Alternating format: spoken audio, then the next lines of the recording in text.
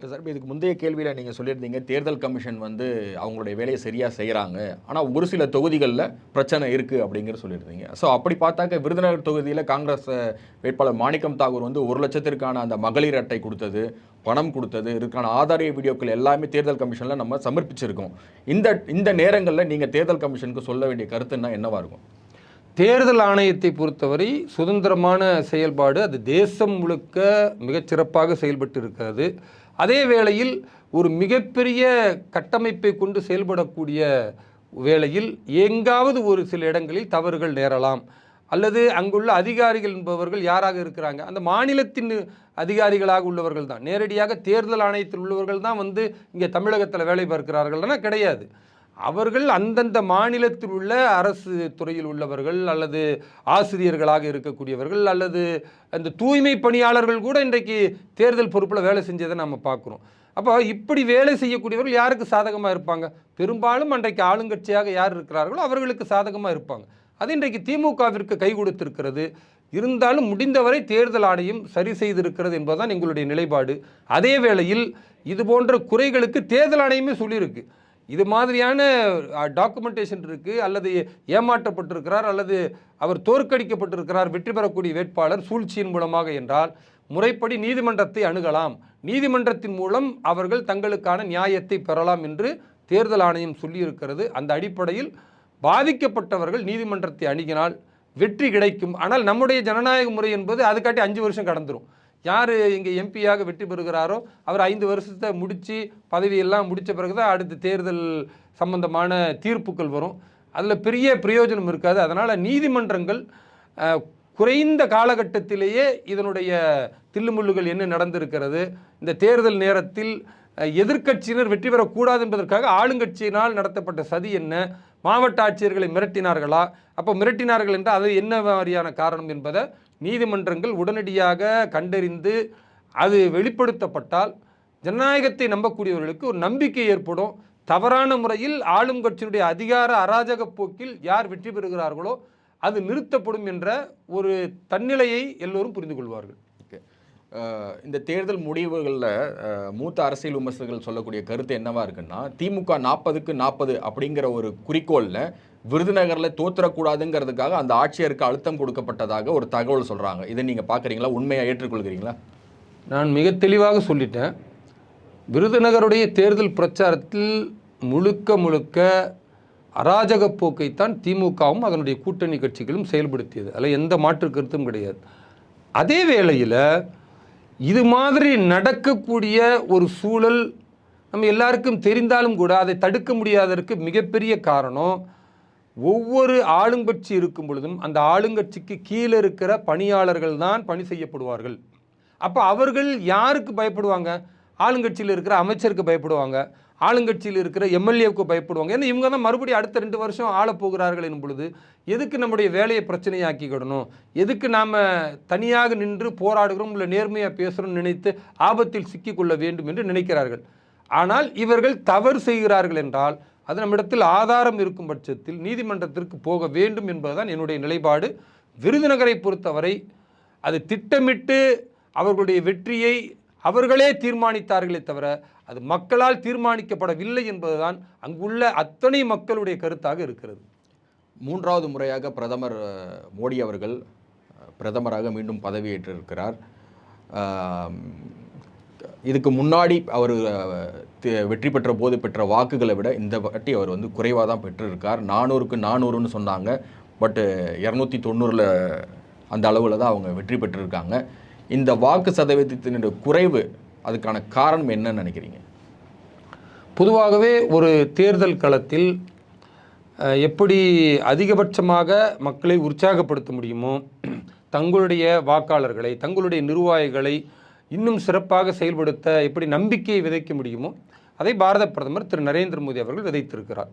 கடந்த முதல் தேர்தலில் 284, பிறகு அடுத்த தேர்தலில் 303, அதற்கு பிறகு நாம் 400ஐ நோக்கி பயணிக்க வேண்டும் என்பதுதான் அவர் எடுத்த ஒரு ஸ்லோகன்.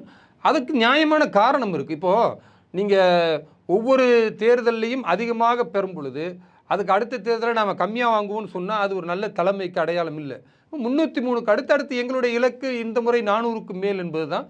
அந்த பிரச்சாரத்தை நாங்கள் தேசம் முழுக்க முன்வைத்தும் தமிழகத்தில் முன்வைத்தும் கணிசமான வாக்கு வங்கியை உருவாக்கி இருக்கிறோம். பல இடங்களில் மிகப்பெரிய வெற்றி.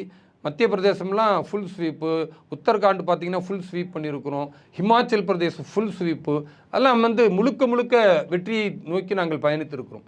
ஒரு சில மாநிலங்களில் பின்னடைவு ஏற்பட்டு இருக்கிறது என்றால் அது ஒரு சில நிர்வாகத்தினுடைய பிரச்சனை, அதை நாங்கள் சரி செய்வோம். அதே வேளையில் இன்றைக்கும் நாங்கள் மிகப்பெரிய மக்களின் நம்பிக்கைக்குரிய ஆட்சி அமைத்திருக்கிறோம். 3வது முறையாக பாரத பிரதமர் திரு நரேந்திர மோடி அவர்களை பெரும்பான்மை மக்கள் இந்த தேசத்தில் தேர்ந்தெடுத்திருக்கிறார்கள் என்றால் அதற்கு காரணம் இந்த நாடு வலிமையாக பிற தேசங்களுக்கு மண்டியிடாமல் நாட்டின் வளர்ச்சி உலகின் பிற நாடுகளுக்கு போட்டி போடக்கூடிய விதத்தில் இருக்க வேண்டும் என்றால் அதற்கு ஒரு சிறந்த தலைவன், ஊழலற்ற தலைவன் இருக்க வேண்டும். அது திரு நரேந்திர மோடி அவர்களால் முடியும் என்று பாரதத்தின் மக்கள் நம்பி இருக்கிறார்கள். அவர்கள் அளித்த வாக்கின் அடிப்படையில் இன்றைக்கு மத்தியில் ஆட்சி அமைத்திருக்கிறோம். இந்த ஆட்சி சப்கா சாத் சப்கா விகாஸ் என்கிற எல்லோரையும் அரவணைத்து எல்லோருக்குமான வளர்ச்சியாக இருக்கும். அந்த வளர்ச்சியில் நிச்சயமாக சிறுபான்மை மக்களும் பங்கெடுப்பார்கள்.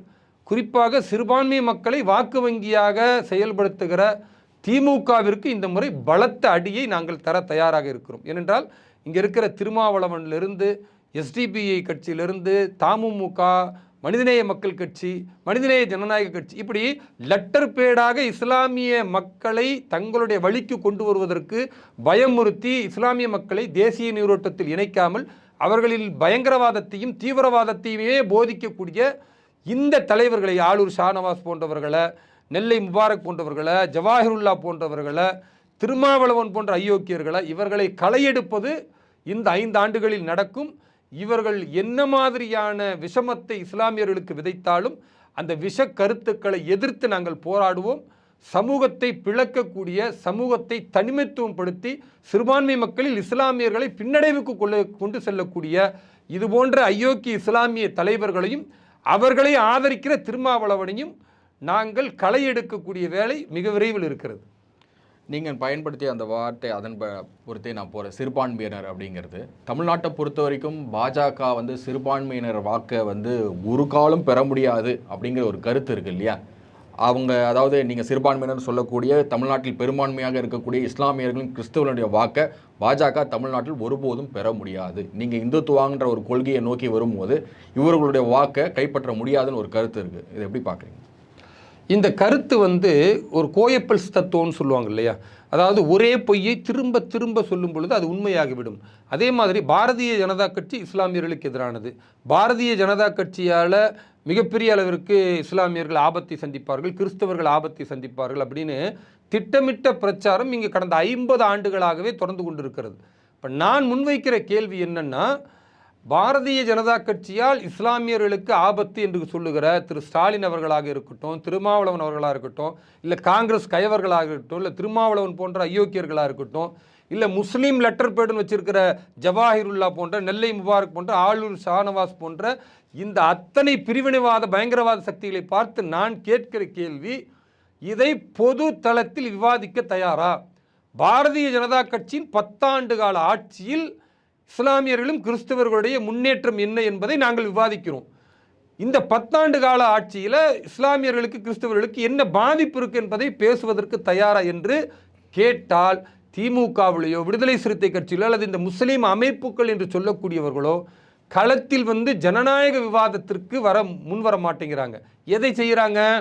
ஆயுதத்தை எடுப்பது, மிரட்டுவது, பாரதிய ஜனதா கட்சியில் இஸ்லாமியர்கள் இணைந்தால் அவர்களுக்கு ஜமாத்தில் இடம் தர மாட்டேன்னு சொல்கிறது, இறந்தால் புதைக்க மாட்டேன்னு சொல்கிறது, திருமணத்திற்கு நாங்கள் என்ஓசி தர மாட்டேன்னு சொல்கிறது, அவர்களை ஒரு தனிமைப்படுத்துவது, ஏதோ ஒரு பயங்கரவாதத்தில் ஈடுபட்டது போன்ற ஒரு மனநிலையை அந்த சமூகத்திற்கு ஏற்படுத்துகிறார்கள் என்றால் இது களை எடுக்கப்பட வேண்டுமா இல்லையா?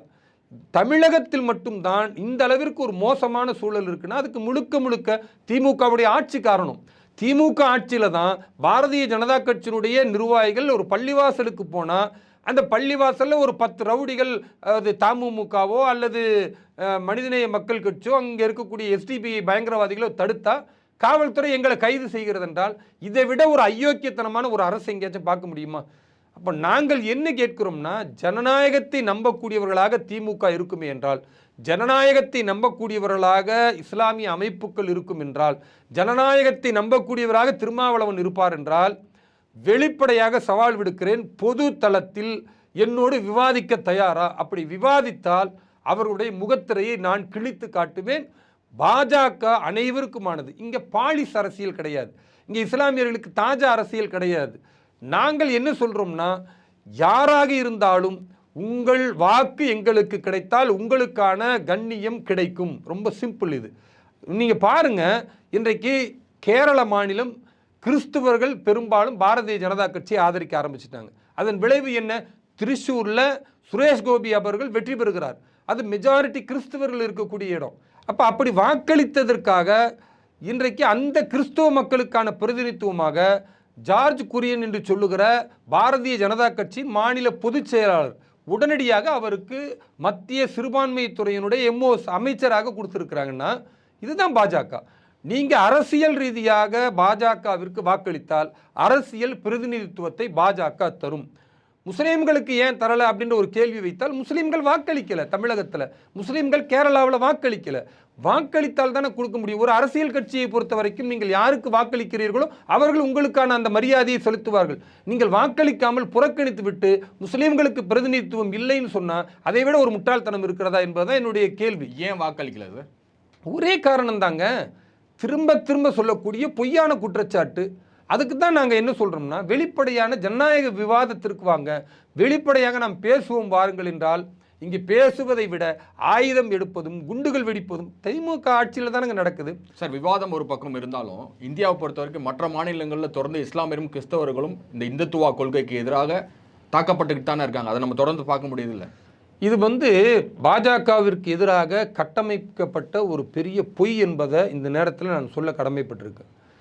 திரும்பவும் அதுக்கு தான் சொல்கிறேன், பாரதிய ஜனதா கட்சியின் 10 ஆண்டுகால ஆட்சியில் எத்தனை இஸ்லாமியர்கள் கொல்லப்பட்டார்கள், எத்தனை கிறிஸ்தவர்கள் கொல்லப்பட்டார்கள், எத்தனை கலவரங்கள் வந்தது, ஒரு புள்ளி விவரம் எடுப்போம்.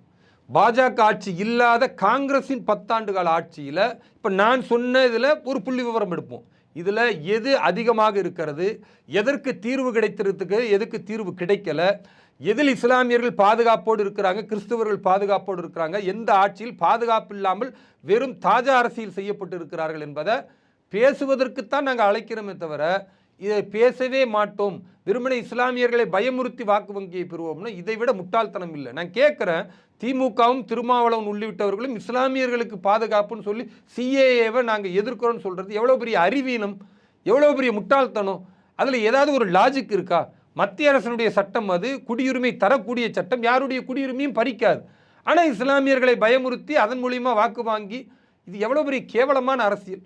இந்த கேவலமான அரசியலுக்கு அவர்கள் போடக்கூடிய எலும்பு துண்டுக்கு இங்கே இருக்கிற ஜவாஹிருல்லாவும் நெல்லை முபாரக் போன்ற அயோக்கியர்களும் ஆளூர் ஷானவாஸ் போன்றவர்களும் தொலைக்காட்சியில் ஏதோ பாஜகவை எதிர்க்கிறோன்னு பேசினா இந்த பைத்தியக்காரர்களை, இந்த முட்டாள்களை, இந்த சமூக துரோகிகளை களை எடுக்கணுமா இல்லையா?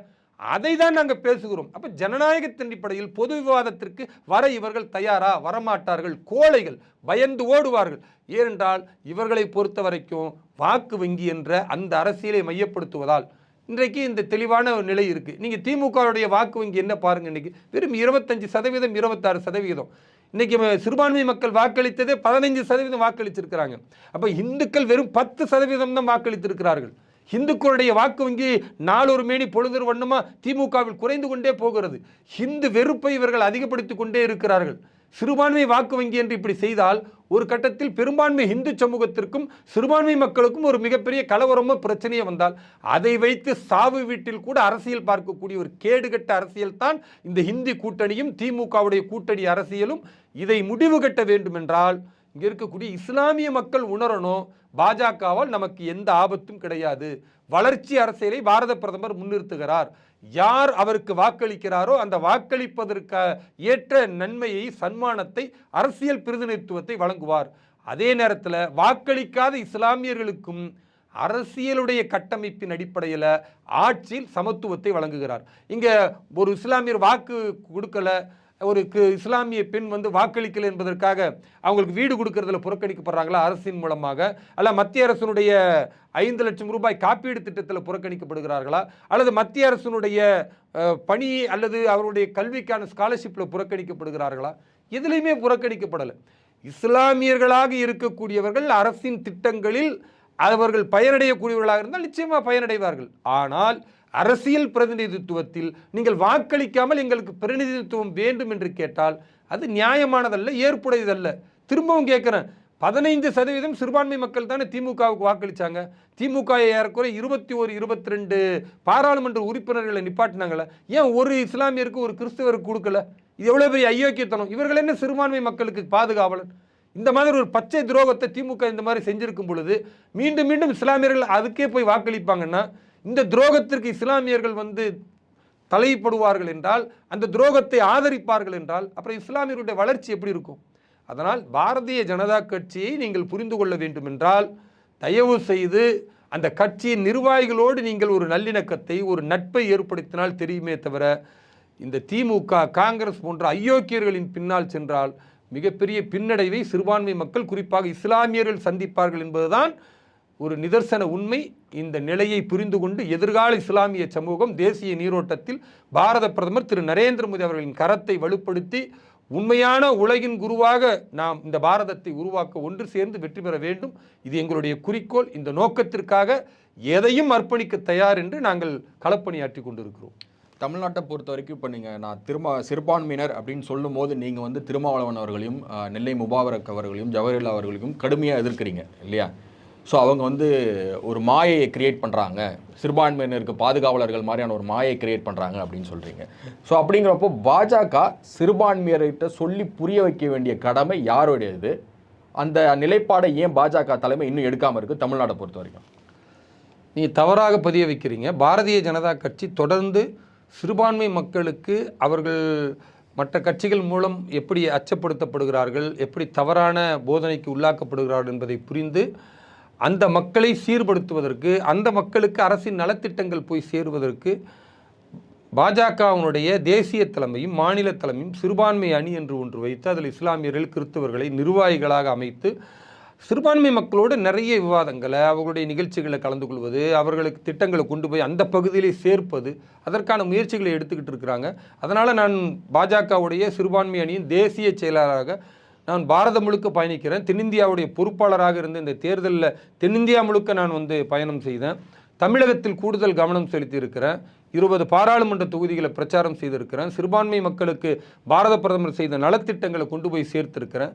ஆனால் ஒரு அவமானமான ஒரு விஷயம் என்னென்னா, திமுக ஆட்சியில் இஸ்லாமியர்கள் இருக்கக்கூடிய பகுதிகளை போய் நான் பிரச்சாரம் பண்ணணும்னா காவல்துறை தடுப்பார்கள். ஏன்னா பயங்கரவாதிகள் இருக்கிறாங்க, தீவிரவாதிகள் இருக்கிறாங்க அப்படின்னு சொல்கிறா. அப்போ பயங்கரவாதிகளை தீவிரவாதிகளை கைது செய்ய வக்கற்ற இந்த காவல்துறையை திமுக அரசு வைத்திருக்கிறது என்பதுதான் எங்களுடைய குற்றச்சாட்டு. ஏன்னா காவல்துறை இதே அதிமுக ஆட்சியில் கூட இவ்வளோ பெரிய தடை இல்லை. ஆனால் திமுக ஆட்சியில் ஏன் இப்படி தடுக்கிறார்கள் என்றால் ஒரே காரணம்தான்.